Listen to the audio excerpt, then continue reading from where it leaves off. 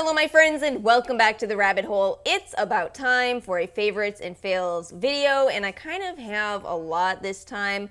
I've decided to do this every 2 months so that I have enough to talk about, but it ends up meaning some months there's just a lot. Before we get into this video, I want to announce that I'm going to start doing a favorites and fails every other month giveaway because I've started to kind of accumulate a lot of things that I've said I want to put this in a giveaway.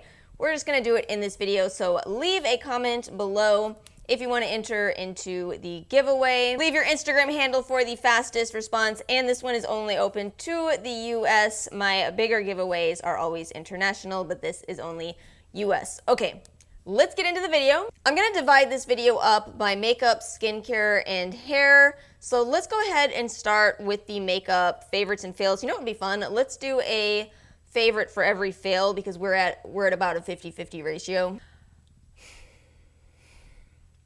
Foundation favorite. This Elsie Micro Silk foundation. I was a little hard on this the first time I tried it. It's actually a gorgeous foundation. It's a little pricey, but it's not terrible, I guess, either. It's $48.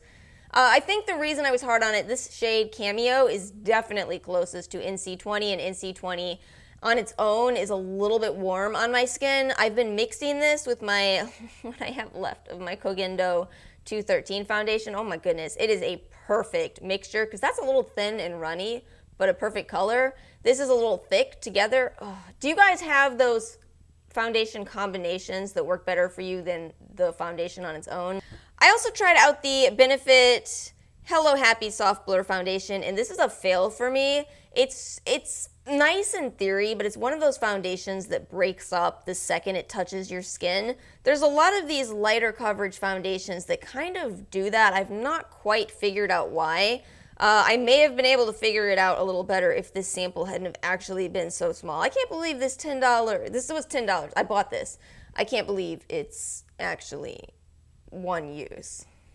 I definitely have a palette favorite and a palette fail. So my favorite, unsurprisingly, is the Pat McGrath. Oh my goodness, this was so beautiful. I've used this a couple times now. You always get this really rich payoff with the shimmers. The mattes are okay, but I get the hype finally with Pat McGrath, and in particular her shimmers. Oh, that gold too. For my fail, I kind of hate to admit this, and I think some amount of people might be upset with me, but it's not that I hate this palette. This is more of a makeup regret for me. I got this when it went down to $24.65, and I guess I just couldn't resist it, but I really didn't need it. I went for it because I thought, okay, well, it's got these pretty blues, greens, pinks, oranges. I like colorful looks. Maybe I'll like it, but in actual use, they're kind of subdued. Okay, I'm going to admit what using this palette reminds me of. This reminds me of using the Anastasia Mario palette. I'm truly convinced you could get similar looks from this palette as the Mario palette, and that's the only reason why it's really a regret for me. I don't love the Mario palette the way some people did, even though I do think it makes absolutely beautiful looks. It just doesn't really bring me as much joy as using really bright, bold colors, even if I can sit there and say the end look is pretty. Hopefully that makes sense. I don't hate this. I didn't need to spend the $25 on it. But now that I have it, if you guys are interested in a direct comparison of the Mario palette, I could do that. Somebody did ask for a tutorial a while ago, and I've been looking for a dupe ever since. Turns out I might have one in my hand. You gotta watch those sales. Sometimes it's so tempting when you see a sale that you know is not going to happen again. I mean, this is back up to $49. So, I didn't need it. All right, I've got a favorite and a fail of eye products. So this Physicians Formula Eye Booster, this thing is incredible. This is what I used today. Really, really good eyeliner, just as good as Stila. The only thing with this is that even though this is ultra black, I don't think it's quite as dark as Stila's version. That's the only con, but it really has a nice formula overall, wears beautifully. I'm calling this a fail, but I don't know if I should be, so let me explain this one. This is the Anastasia Beverly Hills Eye Primer. This is the mini size, first of all, and I'm glad I bought the mini size. I don't see myself returning it because I don't hate it that much.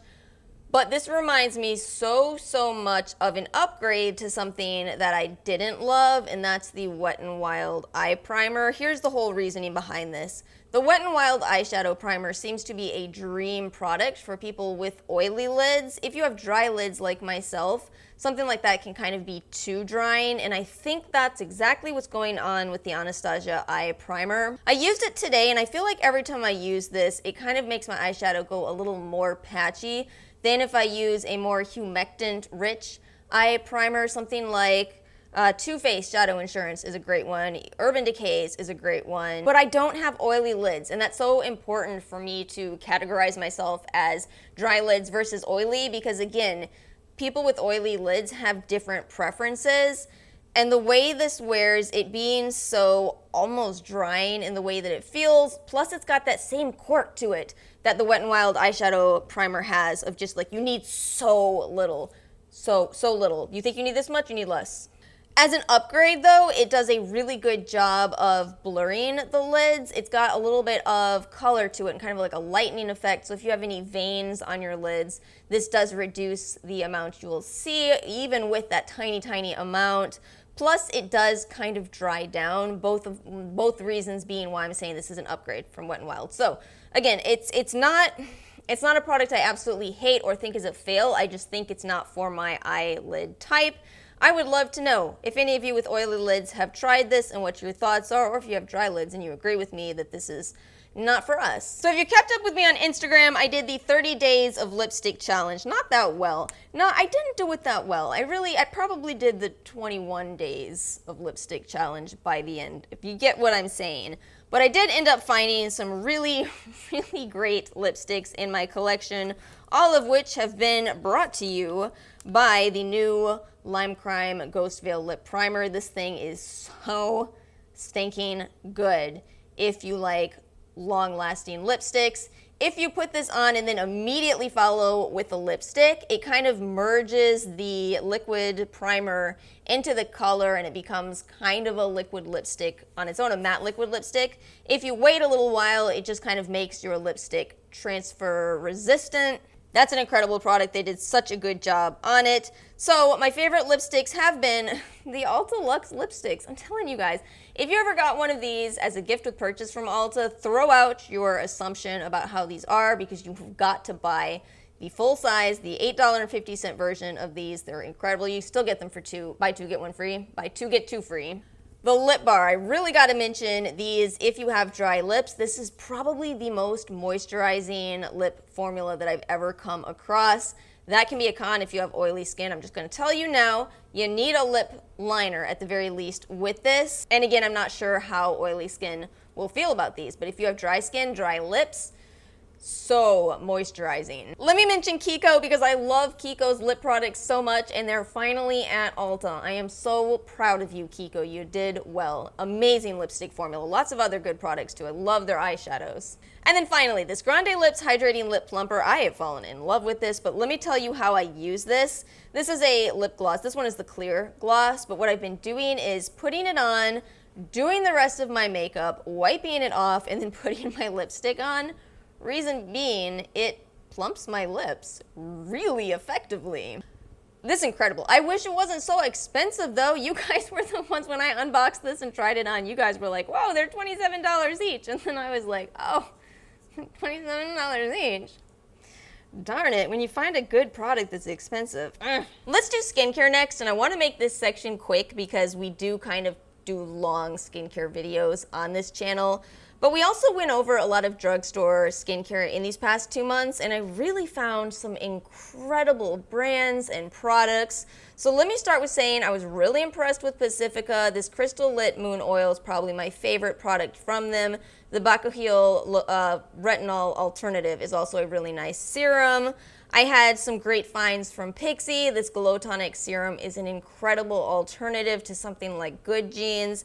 And then finally, this Physicians Formula 24 Karat Serum. This is an incredible $16 serum if you're sick of spending upwards of $50 on serums. Really great finds. You can absolutely make a good drugstore skincare routine. I still managed to have a bougie skincare favorite, and that is the Glowbiotics probiotic cream to oil. Oh gosh, this is just, it's just a beautiful skincare product. It's one of those. Do I need to go over this? Did we all hear me rant about this in 3 videos already? I do want to say thank you to the subscriber who said, maybe you can use it on your feet. You're right. That's exactly how I'm finishing this, as a foot scrub. Speaking of feet though, I want to mention this because I'm doing this right now. This is the OK Peeling Foot Mask. I thought I would try one of these $10 alternatives to baby foot. My feet are peeling right now, literally at this moment, and it's so great. It's weird. And then last section is hair. For the past 2 weeks, I buckled down and used nothing but this BioSilk Color Therapy System. They brand did send this to me. I was really curious about this because I looked it up and saw that everything here is actually really affordable prices. And they're all made in the USA, sulfate and paraben free, but also methyl isothiazolinone free, which is very important to me. I think that that is just too much of an irritant to too many people.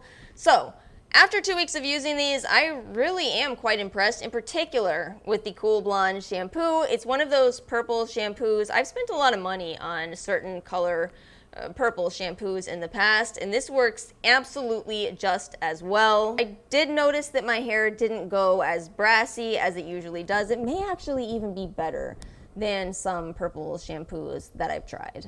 So I also tried the shampoo and conditioner, and I think these are even more, well, this shampoo is more gentle than the purple shampoo if you have just dyed brown hair or dyed bright green hair.